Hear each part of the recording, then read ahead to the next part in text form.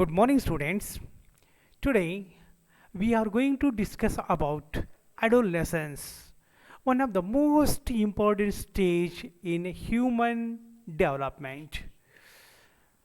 ನನ್ಮೆಯ ವಿದ್ಯಾರ್ಥಿಗಳೇ, ಇಂದಿನ ದಿನ ನಾವು ಮಾನವನ ವಿಕಾಸದ ಒಂದು ಪ್ರಮುಖವಾದಂತಹ ಹಂತವಾದಂತಹ ಹದಿಹರೆಯದ ಒಂದು ಹಂತ ಇದರ ಬಗೆಗೆ ಚರ್ಚೆ ಮಾಡೋಣ. Let me start with the introduction. Adolescence is the most important period in the life of an individual. It is the transitional period in a person's life between childhood and adulthood. It has been regarded as a period of rapid change both biologically and psychologically. Adolescence is very crucial period for one's life. It is filled of intensive growth and change in all aspects of child's life such as physical, mental, social and emotional development. Generally, this field is termed as youth. It is the period following the onset of puberty, during which a young person develops from a child into an adult. The period of time when the child physically and emotionally transition from childhood to adulthood is called adolescence. Educationally, adolescence is the time spent in high schools and early colleges. ವಿದ್ಯಾರ್ಥಿಗಳೇ, ಹದಿಹರೆಯದ ಜೀವನ ಅಥವಾ ಈ ಒಂದು ಪ್ರಮುಖವಾದಂತಹ ಒಂದು ಪ್ರಕ್ರಿಯೆಯಲ್ಲಿ ಕಂಡುಬರುವಂತಹ ಒಂದು ಪ್ರಮುಖವಾದಂತಹ ಹಂತ. ಬಾಲ್ಯ ಸಹಜವಾದ ಮನೋಭಾವಗಳು, ನಡೆನುಡಿಗಳು ಪರಿವರ್ತನೆ ಹೊಂದಿ ಪ್ರೌಢ ಸಹಜವಾದ ಮನೋಭಾವ ಹಾಗೂ ನಡೆನುಡಿಗಳು ರೂಪಿತಗೊಳ್ಳುವಂತಹ ಅವಧಿ. ಕವಿಗಳು ಮಾನವನ ಜೀವನದ ಈ ಅವಧಿಯನ್ನು ವಸಂತಕಾಲ ಎಂದು ಬಣ್ಣಿಸಿದ್ದಾರೆ. ಇದು ವ್ಯಕ್ತಿಯ ಜೀವನದ ಸಂಕ್ರಮಣ ಕಾಲವಾಗಿದೆ. ಈ ಕಾಲದಲ್ಲಿ ಮಕ್ಕಳು ಹಲವಾರು ರೀತಿಯ ಬದಲಾವಣೆಗಳನ್ನು ಅನುಭವಿಸ್ತಾರೆ.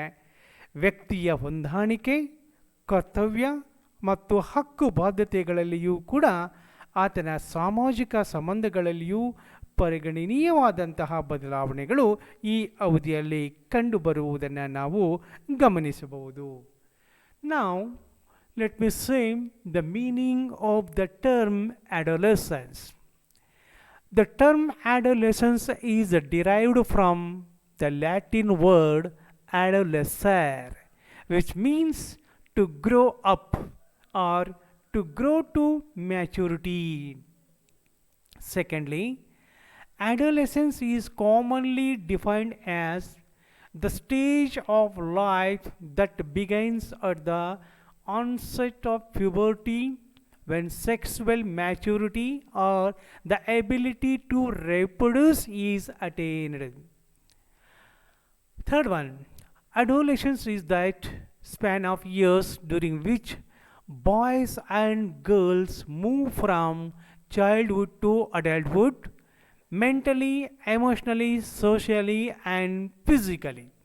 This definition is given by Gerald A.G. Fourth one, adolescence means a state of mind, an attitude, a style of existence that begins with puberty and ends when one is relatively independent of parental control.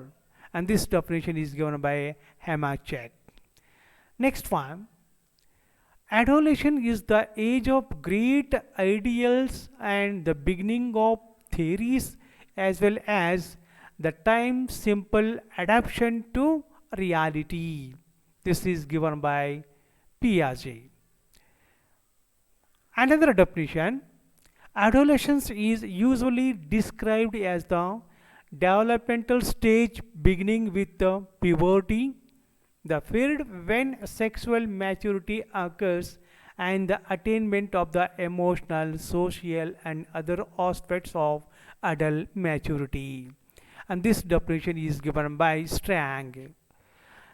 Then, one more definition: adolescence is described as the period of stress and strain, and storm and strife. So, these are the different definitions regarding adolescence. ನಲ್ಮೆಯ ವಿದ್ಯಾರ್ಥಿಗಳೇ, ಹದಿಹರೆಯ ಎನ್ನುವಂತಹ ಒಂದು ಪದಕ್ಕೆ ಸಮಾನವಾಗಿ ಇಲ್ಲಿ adolescence ಎನ್ನುವಂತಹ ಪದವನ್ನು ಬಳಸ್ತಾರೆ. Adolescence ಎಂಬ ಲ್ಯಾಟಿನ್ ಪದದಿಂದ ಉತ್ಪತ್ತಿಯಾಗಿದೆ. ಇದರ ಅರ್ಥ ಪರಿಪಕ್ವತೆಯೆಡೆಗೆ ಸಾಗುವುದು ಎಂದಾಗತ್ತೆ. ತಾರುಣ್ಯವು ಲೈಂಗಿಕ ಪರಿಪಕ್ವತೆಯಿಂದ ಆರಂಭವಾಗಿ ಪ್ರಾಪ್ತ ವಯಸ್ಸಿನವರೆಗೆ ಮುಂದುವರಿಯುತ್ತೆ.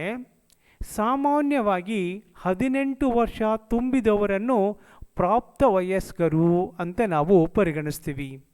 ಆದರೆ ನಿಜವಾಗಿಯೂ ಪ್ರಾಪ್ತ ವಯಸ್ಕರು ಎನ್ನಿಸಿಕೊಳ್ಳಬೇಕಾದರೆ ದೈಹಿಕ ಪರಿಪಕ್ವತೆಯ ಜೊತೆಗೆ ಬೌದ್ಧಿಕ, ಸಂವೇಗಾತ್ಮಕ ಮತ್ತು ಸಾಮಾಜಿಕ ಪರಿಪಕ್ವತೆಗಳನ್ನು ಸಹ ಹೊಂದಿರಬೇಕಾಗತ್ತೆ.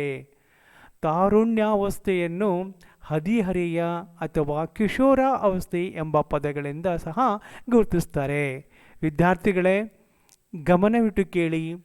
ಅಡೋಲೆಸೆನ್ಸ್ ಎನ್ನುವಂತಹ ಸ್ಟೇಜ್ ಏನಿದೆಯಲ್ಲ, ಅದನ್ನು ನಾವು ಕನ್ನಡದಲ್ಲಿ ತಾರುಣ್ಯಾವಸ್ಥೆ ಅಂತಲೂ ಕರೀಬಹುದು, ಹದಿಹರೆಯ ಹಂತ ಅಂತಲೂ ಕೂಡ ಕರೆಯಬಹುದು, ಅಥವಾ ಕಿಶೋರ ಅವಸ್ಥೆ ಎಂದು ಕರೆಯಬಹುದು. ಹೀಗೆ ಬೇರೆ ಬೇರೆ ಪರ್ಯಾಯ ಸಮಾನ ಅರ್ಥಗಳನ್ನು ಹೊಂದಿರುವಂತಹ ಪದಗಳನ್ನು ನಾವಿಲ್ಲಿ ಬಳಸಬಹುದು. ಇದರ ವ್ಯಾಖ್ಯಾನವನ್ನು ನಾವು ನೋಡುವುದಾದರೆ, ಬೌದ್ಧಿಕವಾಗಿ, ಸಂವೇಗಾತ್ಮಕವಾಗಿ, ಸಾಮಾಜಿಕವಾಗಿ ಮತ್ತು ದೈಹಿಕವಾಗಿ ಬಾಲಕ ಬಾಲಕಿಯರು ಬಾಲ್ಯಾವಸ್ಥೆಯಿಂದ ಪ್ರೌಢಾವಸ್ಥೆಗೆ ಸಾಗುವ ಹಂತವೇ ತಾರುಣ್ಯಾವಸ್ಥೆ. ಈ ವ್ಯಾಖ್ಯೆಯನ್ನು ಎ.ಟಿ. ಜರ್ಸಿಲ್ ಅವರು ನೀಡಿದ್ದಾರೆ. ಮತ್ತೊಂದು ವ್ಯಾಖ್ಯೆ: ತಾರುಣ್ಯಾವಸ್ಥೆಯ ಅತಿಯಾದ ಮಾನಸಿಕ ಒತ್ತಡ, ಸಂಕೋಪೆ ಮತ್ತು ಪ್ರಯಾಸಗಳ ಕಾಲವಾಗಿದೆ. ಈ ಅವಧಿ ಬಾಲ್ಯಾವಸ್ಥೆಯ ಪರಾವಲಂಬನೆಯಿಂದ ಪ್ರೌಢಾವಸ್ಥೆಯ ಸ್ವಾವಲಂಬನೆಯ ಕಡೆಗೆ ಸಾಗುವ ಹಂತವಾಗಿದೆ. ಇದು ಸಾಮಾನ್ಯವಾಗಿ 12ರಿಂದ 18 ವರ್ಷಗಳ ಮಧ್ಯೆ ಕಂಡುಬರುವಂತಹ ಹಂತ. ಈ ವ್ಯಾಖ್ಯಾನವನ್ನು ಸ್ಲ್ಯಾಬ್ಲಿ ಹಾಲ್ ಎನ್ನುವಂತಹ ತಜ್ಞ ನೀಡಿದ್ದಾರೆ. So now let us see some of the important characteristics of adolescence. Adolescence is a transition period. Secondly, adolescence is a period of change. Thirdly, adolescence is a time of search for identity. Fourthly, adolescence is a problem age. Fifth one, adolescence is a period of hormonal shaping. Sixth one, adolescence is a period of non-conformity. Seventh one, adolescence is a period of intense emotions. Adolescence is a period of sexual attraction. And the last one is adolescence is a period of idealism. ವಿದ್ಯಾರ್ಥಿಗಳೇ, ಹದಿಹರೆಯ ಅಥವಾ ಇಲ್ಲಿ ಕಿಶೋರ ಅವಸ್ಥೆಯ ಕೆಲವೊಂದು ಗುಣಲಕ್ಷಣಗಳನ್ನು ನೋಡುವುದಾದರೆ, ಹದಿಹರೆಯ ತೀವ್ರತರವಾದಂತಹ ಬೆಳವಣಿಗೆಯ ಮತ್ತು ವಿಕಾಸದ ಕಾಲ. ಎರಡನೆಯದಾಗಿ, ಹದಿಹರೆಯದ ಮನೋಧೋರಣೆಗಳು ಹಾಗೂ ವರ್ತನೆಯ ಬದಲಾವಣೆಯ ಕಾಲ. ಮೂರನೆಯದಾಗಿ, ಜೀವನದ ಒಂದು ಸಂಕ್ರಮಣ ಅಥವಾ ವಸಂತ ಅಥವಾ ಪರಿವರ್ತನೆಯ ಕಾಲ ಅಂತ ಕರಿತೀವಿ. ನಾಲ್ಕನೇದಾಗಿ, ಹದಿಹರೆಯ ಒಂದು ಸಮಸ್ಯೆಭರಿತ ಕಾಲ. ಐದನೆಯದಾಗಿ, ಹದಿಹರೆಯ ಅನನ್ಯತೆಯನ್ನು ಕಂಡುಕೊಳ್ಳುವ ಕಾಲ. It is time of search for identity. ಇದು ಆರನೇದಾಗಿ, ಇದು ಹದಿಹರೆಯದವರನ್ನು ಭೀತಿಗೊಳಿಸುವ ಕಾಲ, ಡ್ರಿಡೆಡ್ ಏಜ್. ಸೆವೆಂತ್ ಒನ್, ಹದಿಹರೆಯ ಒಂದು ಅವಾಸ್ತವಿಕತೆಯ ಕಾಲ, ಟೈಮ್ ಆಫ್ ಅನ್ರಿಯಲಿಸಮ್.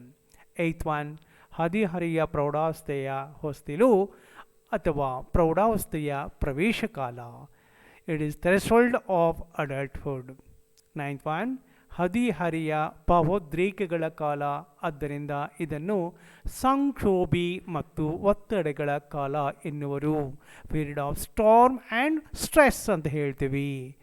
ದೆನ್ ಇದು ಲೈಂಗಿಕ ಆಕರ್ಷಣೆಯ ಕಾಲ, ಆದ್ದರಿಂದ ಭಿನ್ನ ಲಿಂಗದವರ ಬಗ್ಗೆ ಹೆಚ್ಚು ಆಕರ್ಷಿತರಾಗಿರ್ತಾರೆ.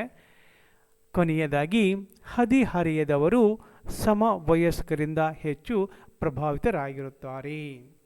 ಸೊ ಇವು ಸಾಮಾನ್ಯವಾಗಿ ಕಿಶೋರಾವಸ್ಥೆಯ ಅಥವಾ ಹದಿಹರೆಯದಲ್ಲಿ ಕಂಡುಬರುವಂತಹ ಪ್ರಮುಖ ಗುಣಲಕ್ಷಣಗಳು.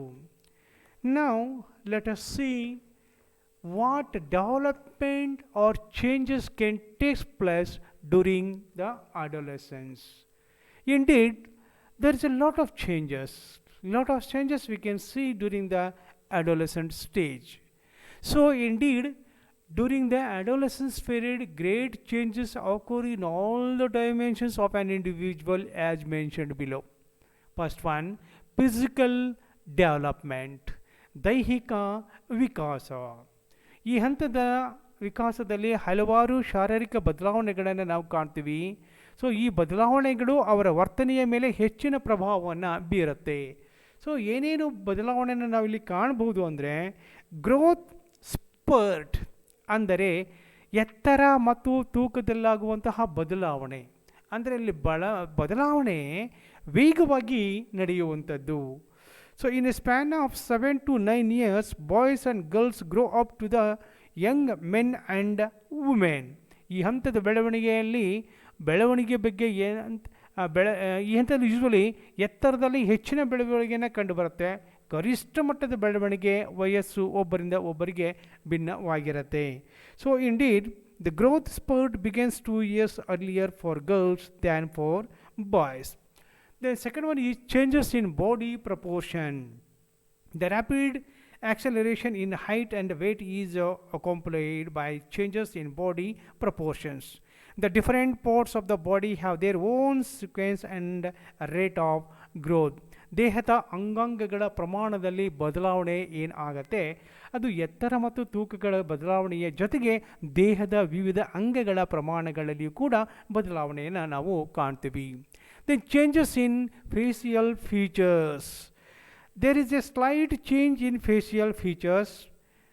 The jaw and the nose become larger, while the mouth widens and the chin becomes prominent. So ಇಲ್ಲಿ ಪ್ರಮುಖವಾಗಿ ಮುಖದ ಹಾವಭಾವಗಳಲ್ಲಿ ಅಥವಾ ಅದರ ಒಂದು ಇರುವಿಕೆಯಲ್ಲಿ ಬದಲಾವಣೆ ಆಗತ್ತೆ. ಸೊ ಪ್ರಮುಖವಾಗಿ ಮುಖದ ಅಗಲತೆಯನ್ನು ಕಂಡುಬರುವಂಥದ್ದು ಅಥವಾ ಮುಖದಲ್ಲಿ ಕೆಲವೊಂದು ಬದಲಾವಣೆಯನ್ನು ನಾವಿಲ್ಲಿ ಗಮನಿಸಲಿಕ್ಕೆ ಸಾಧ್ಯತೆ ಇದೆ. ದೆನ್ ಚೇಂಜ್ ಇನ್ ವಾಯ್ಸ್, ಧ್ವನಿಯಲ್ಲಿ ಬದಲಾವಣೆ. So indeed the change of voice in boys is commonly recognized feature of adolescent development. This change does not occur at a fixed age or even at a fixed time in relation to pubertal changes. ತಾರುಣ್ಯಾವಸ್ಥೆ ವಿಕಾಸದಲ್ಲಿ ಗುರುತಿಸಬಹುದಾದಂತಹ ಒಂದು ಪ್ರಮುಖವಾದಂತಹ ಬದಲಾವಣೆ ಅಂದರೆ ಹುಡುಗರ ಧ್ವನಿಯ ಬದಲಾವಣೆ. ಇದು ನಿರ್ದಿಷ್ಟ ವಯಸ್ಸಿನಲ್ಲಿ ಕಂಡುಬರುವುದಿಲ್ಲ, ಆದರೆ ಪರಿಪಕ್ವತೆಯ ಬದಲಾವಣೆಗಳೊಂದಿಗೆ ಸಂಭವಿಸುತ್ತದೆ. Next one is change in muscles and body fat. So here in both boys and girls, as the height increases, there is rapid increase in the development of muscles.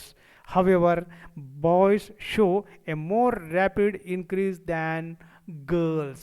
So ಇಲ್ಲಿ ಪ್ರಧಾನವಾಗೂ ಅನುಷಂಗಿಕ ಲೈಂಗಿಕವಾದಂತಹ ಬದಲಾವಣೆಯ ಜೊತೆಗೆ ಇಲ್ಲಿ ಕಂಡುಬರುವಂತಹ ಪ್ರಮುಖ ಅಂಶ ಅಂದರೆ ಮಕ್ಕಳ ಈ ದೇಹದಲ್ಲಿ ನಾನಾ ರೀತಿಯಾದಂತಹ ಅಂಗಗಳ ವ್ಯೂಹಗಳ ಒಂದು ಬದಲಾವಣೆಗಳನ್ನು ನಾವಿಲ್ಲಿ ಕಾಣ್ತೀವಿ.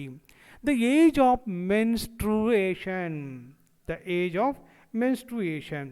So it is generally observed that girls in tropical and subtropical countries mature earlier than cold countries. The average age of menstruation generally in our country varies from 12 years to 16 years. ಲೈಂಗಿಕ ಪರಿಪಕ್ವತೆಯ ವಯಸ್ಸು ಉಷ್ಣವಲಯದ ದೇಶಗಳಲ್ಲಿ ಹದಿಹರೆಯದವರು ಶೀತ ವಲಯದ ದೇಶಗಳಿಗಿಂತ ಮೊದಲು ಲೈಂಗಿಕ ಪರಿಪಕ್ವತೆಯನ್ನು ಪಡಿತಾರೆ. ಸಾಮಾನ್ಯವಾಗಿ 13 ರಿಂದ 16 ವರ್ಷಗಳ ಮಧ್ಯೆ ಲೈಂಗಿಕವಾದಂತಹ ಪರಿಪಕ್ವತೆಯನ್ನು ಕಾಣುವಂತಹ ಅಂಶವನ್ನು ನಾವಿಲ್ಲಿ ಗಮನಿಸಬಹುದು. Then physiological changes. There is great change in the internal system of the body. All systems as respiratory, then circulatory, digestive, blood pressure, heart and pulse rate acquire their full growth. Then brain is fully developed by the age of 18 years. 18 ವರ್ಷದ ಒಳಗೆ ಸಾಮಾನ್ಯವಾಗಿ ಈ ಒಂದು ನಮ್ಮ ಮೆದುಳು ಸಂಪೂರ್ಣವಾದಂತಹ ರೀತಿಯಲ್ಲಿ ಬೆಳವಣಿಗೆ ಆಗಿರುತ್ತೆ. Then physical changes during adolescence. So the changes of adolescence start gradually from around 11 years for girls and 13 years for boys. In girls, these changes start before boys, and for the first 3 to 4 years they appear to be growing faster. ಈ ರೀತಿಯಾದಂತಹ ದೈಹಿಕವಾದಂತಹ ಬದಲಾವಣೆ ಇಲ್ಲಿ ಕಂಡುಬರುವುದನ್ನು ನಾವು ಕಾಣಬಹುದು. Then second one is cognitive development. So in cognitive development also we can find a lot of changes which occurs during the cognitive period, and the following are some of the important characteristics of intellectual development in adolescence. So cognitive or intellectual development, samgnanaatmaka vikasa. So ಸಂಜ್ಞಾನಾತ್ಮಕ ವಿಕಾಸದಲ್ಲಿ ವ್ಯಕ್ತಿಯ ದೈಹಿಕ ವಿಕಾಸದ ಜೊತೆಗೆ ಸಂಜ್ಞಾನಾತ್ಮಕ ವಿಕಾಸವೂ ಕೂಡ ಹೆಚ್ಚಾಗುತ್ತಾ ಹೋಗುತ್ತೆ. ದೈಹಿಕ ವಯಸ್ಸು ಹೆಚ್ಚಾದಂತೆ ಮಾನಸಿಕ ವಿಕಾಸವೂ ಕೂಡ ಇಲ್ಲಿ ಹೆಚ್ಚಾಗುತ್ತೆ. ಹಲವಾರು ಜ್ಞಾನಾತ್ಮಕವಾದಂಥ ಅಂಶಗಳಲ್ಲಿ ಬೌದ್ಧಿಕ ವಿಕಾಸವೂ ಇಲ್ಲಿ ಕಂಡುಬರುತ್ತೆ. ಸೊ ಹದಿಹರೆಯದವರಲ್ಲಿ ಭಾಷಾ ವಿಕಾಸ, ವಾಕ್ಯ ವಿಕಾಸ ಮತ್ತು ಪರಿಕಲ್ಪನೆಗಳ ವಿಕಾಸವನ್ನು ಪರಿಪೂರ್ಣವಾಗಿ ನಾವಿಲ್ಲಿ ಗಮನಿಸಬಹುದು. So here what cognitive changes we can see here: increased ability to understanding. There is an increase in the ability to see relationship and to solve the problems of increasing complexity and difficulty. So here almost all adolescent can think the solution of more difficult problem. So ವಿವಿಧ ರೀತಿಯಾದಂತಹ ಮಾನಸಿಕ ಪ್ರಕ್ರಿಯೆಗಳನ್ನು ಕಂಡುಬರುವಂತಹ ಗಮನಾರ್ಹವಾದಂತಹ ಬದಲಾವಣೆಗಳನ್ನು ನಾವಿಲ್ಲಿ ಕಂಡುಕೊಳ್ಳಬಹುದು. Secondly, increased ability to deal with abstraction.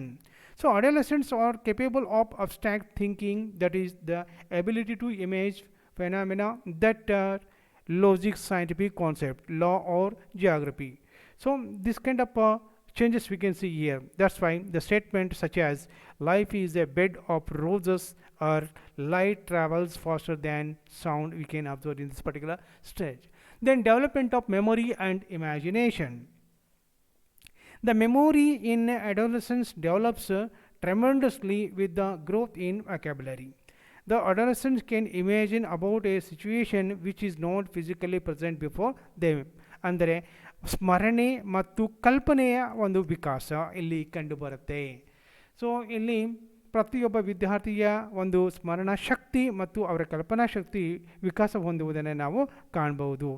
Increased ability to communicate with other persons. ಬೇರೆಯವರೊಂದಿಗೆ ಸಂವಹನ ಮಾಡುವಂತಹ ಸಾಮರ್ಥ್ಯವನ್ನು ಬೆಳೆಸಿಕೊಳ್ಳುವಂಥದ್ದು. ಸೊ ಪ್ರತಿಯೊಬ್ಬ ವಿದ್ಯಾರ್ಥಿಯೂ ಕೂಡ ಇನ್ನೊಬ್ಬ ವಿದ್ಯಾರ್ಥಿಯೊಂದಿಗೆ ಅಥವಾ ಬೇರೆ ವ್ಯಕ್ತಿಯೊಂದಿಗೆ ಹೇಗೆ ಪರಿಣಾಮಕಾರಿಯಾದಂತಹ ರೀತಿಯಲ್ಲಿ ಸಂವಹನ ಮಾಡಬಹುದು ಎನ್ನುವಂತಹ ಒಂದು ಸಾಮರ್ಥ್ಯವನ್ನು ಮಗು ಇಲ್ಲಿ ಪಡ್ಕೊಳ್ತಾನೆ. So in order to be successful at a interpersonal level, the adolescents starts acquiring this skill to ordinance boredom, frustration and adjustment.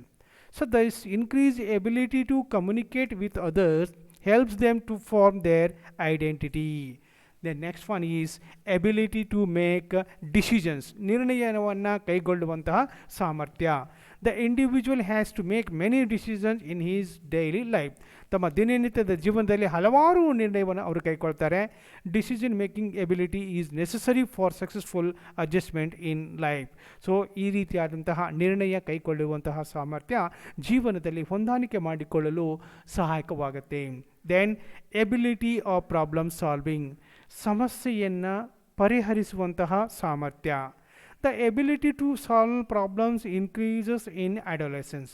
ಈ ಹಂತದಲ್ಲಿ ಕಿಶೋರಾವಸ್ಥೆಯಲ್ಲಿ ಮಗುವಿನ ಸಮಸ್ಯೆ ಪರಿಹಾರ ಸಾಮರ್ಥ್ಯ ಕ್ರಮೇಣವಾಗಿ ಹೆಚ್ಚಾಗುತ್ತಾ ಹೋಗುತ್ತೆ.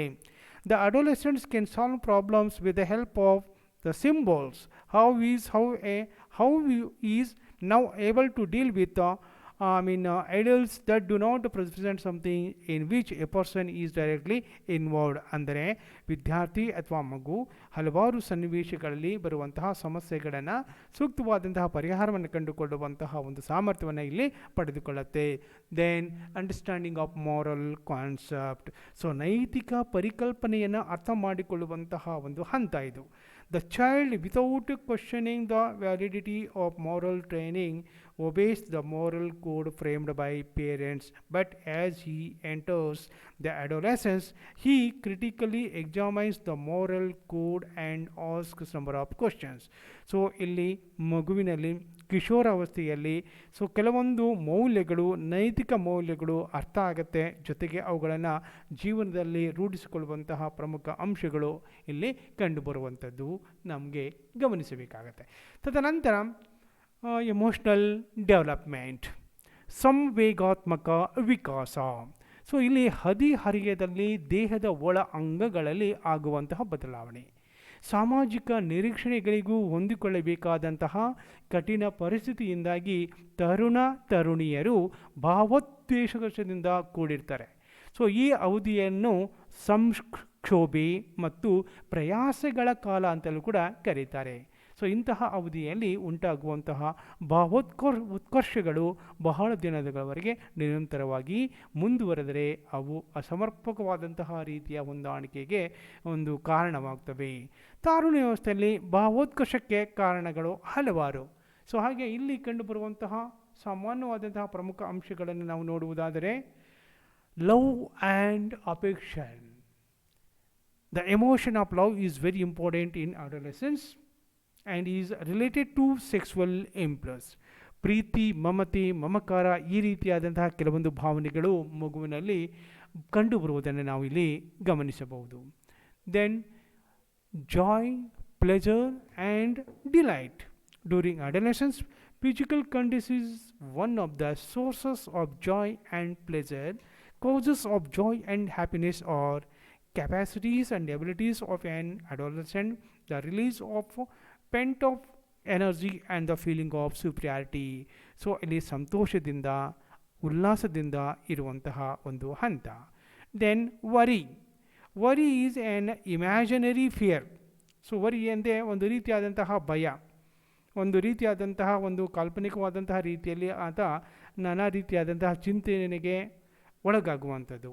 The adolescents have the following types of worries, like worries related to school's work, ಶಾಲಾ ಕೆಲಸಗಳ ಬಗೆಗೆ ಚಿಂತೆ, ಟೆಸ್ಟ್ ಆ್ಯಂಡ್ ಎಕ್ಸಾಮಿನೇಷನ್, ಪರೀಕ್ಷೆ, ಕಿರು ಪರೀಕ್ಷೆ ಬಗೆಗೆ ಚಿಂತೆ ಅಥವಾ ಭಯ, school problems such as favouritism by the teacher, ಶಿಕ್ಷಕರು ಕೆಲವೊಮ್ಮೆ ವಿದ್ಯಾರ್ಥಿಗಳಲ್ಲಿ ಭೇದ ಭಾವ ಮಾಡುವಂಥದ್ದು, ಅನ್ರೀಸನೇಬಲ್ ಹೋಮ್ವರ್ಕ್, ಅತಿಯಾದಂತಹ ಮನೆ ಕೆಲಸವನ್ನು ನೀಡುವಂಥದ್ದು, ಈ ರೀತಿಯಾದಂತಹ ವರೀಸು ಮಗುವಿನಲ್ಲಿ ಕಂಡುಬರುತ್ತೆ.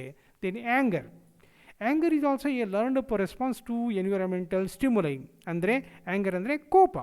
So adolescents become anger due to the different kind of reasons such as failure to get material objects, teaching by teachers, parents, elders and peers, being unfairly treated, or sarcastic remorse or unwelcome advice. These are the different kinds of reasons which leads for anger.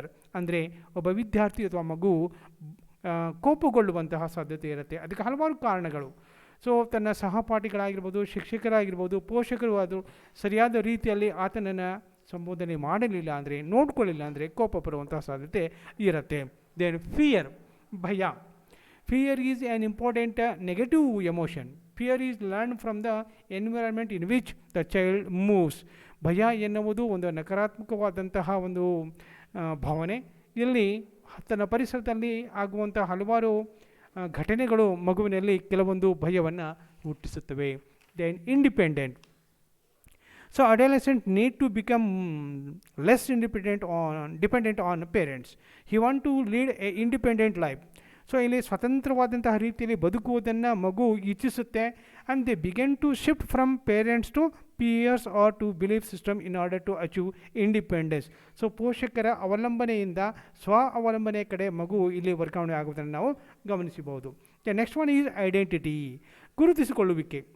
Adolescents struggle to define themselves and what they want to accomplish. They are answering questions such as who I am, what can I be. ಇಂತಹ ಪ್ರಶ್ನೆಗಳಿಗೆ ಉತ್ತರ ಹುಡುಕಲು ಪ್ರಯತ್ನವನ್ನು ಮಾಡ್ತಾರೆ. ತನ್ನದೇ ಆದಂತಹ ಗುರುತಿಸುವಿಕೆಯನ್ನು ಕಂಡುಕೊಳ್ಳಲಿಕ್ಕೆ ಮಗು ಇಲ್ಲಿ ಪ್ರಯತ್ನವನ್ನು ಮಾಡುವುದನ್ನು ನಾವು ಕಾಣಬೇಕಾಗುತ್ತೆ. ಅದರ ಜೊತೆಗೆ intimacy. So adolescence is a time of preparation for loving relationship. Then integrity. A adolescent must develop a foundation for sorting of values.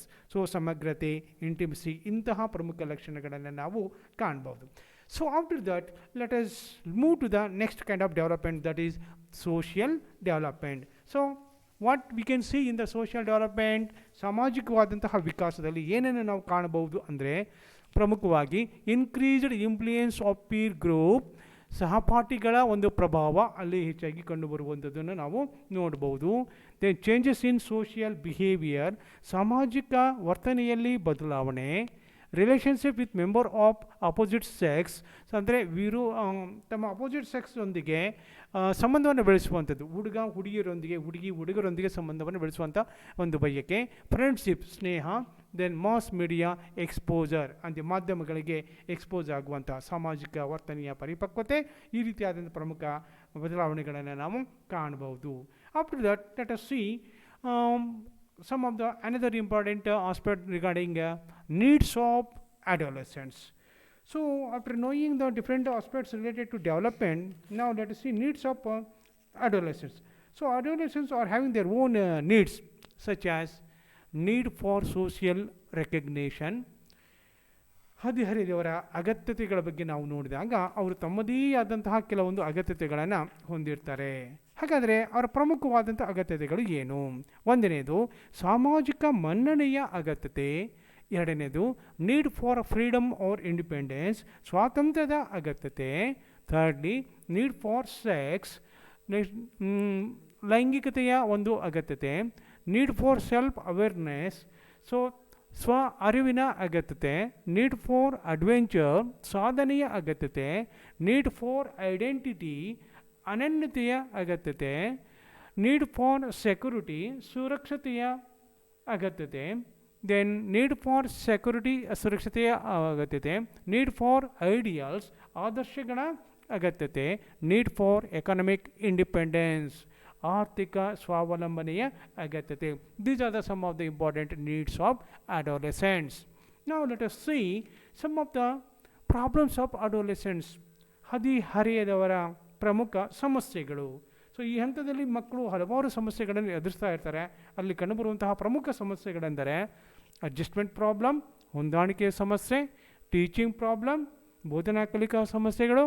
Home society frictions, ಅಲ್ಲಿ ಮನೆ ಮತ್ತು ಸಮಾಜದಲ್ಲಿರುವಂತಹ ಸಂಘರ್ಷಗಳು. ಫೈನಾನ್ಷಿಯಲ್ ಪ್ರಾಬ್ಲಮ್ಸ್, ಹಣಕಾಸಿನ ಸಮಸ್ಯೆಗಳು. ಹೆಲ್ತ್ ಅಡ್ಜಸ್ಟ್ಮೆಂಟ್ ಪ್ರಾಬ್ಲಮ್ಸ್, ಆರೋಗ್ಯಕ್ಕೆ ಸಂಬಂಧಪಟ್ಟಂತಹ ಹೊಂದಾಣಿಕೆಯ ಸಮಸ್ಯೆಗಳು. ಪ್ರಾಬ್ಲಮ್ಸ್ ರಿಲೇಟೆಡ್ ಟು ಸೆಕ್ಸ್, ಲೈಂಗಿಕಕ್ಕೆ ಸಂಬಂಧಪಟ್ಟಂತಹ ಸಮಸ್ಯೆಗಳು. ಸೈಕೋಸೋಷಿಯಲ್ ಪ್ರಾಬ್ಲಮ್ಸ್, ಮನೋ ಸಾಮಾಜಿಕವಾದಂತಹ ಸಮಸ್ಯೆಗಳು. ಪೀರ್ ಪ್ರೆಷರ್, ಅಂದರೆ ಸಹಪಾಠಿಗಳ ಒಂದು ಒತ್ತಾಯ. ದೆನ್ ಡಿಲಿಕ್ವೆಂಟ್ ಬಿಹೇವಿಯರ್, ಒಂದು ರೀತಿಯಾದಂತಹ ಒಂದು ಅನಪೇಕ್ಷಿತವಾದಂತಹ ವರ್ತನೆ. Then substance abuse, then students activism. So these are the some of the important ಮಾನಸಿಕ ಒತ್ತಡಗಳು, ವೃತ್ತಿಗೆ ಸಂಬಂಧಿಸಿದ ಸಮಸ್ಯೆಗಳು. ಇವೆಲ್ಲವೂ ಕೂಡ ಪ್ರಮುಖವಾಗಿ ಕಂಡುಬರುವಂಥ ಸಮಸ್ಯೆಗಳು.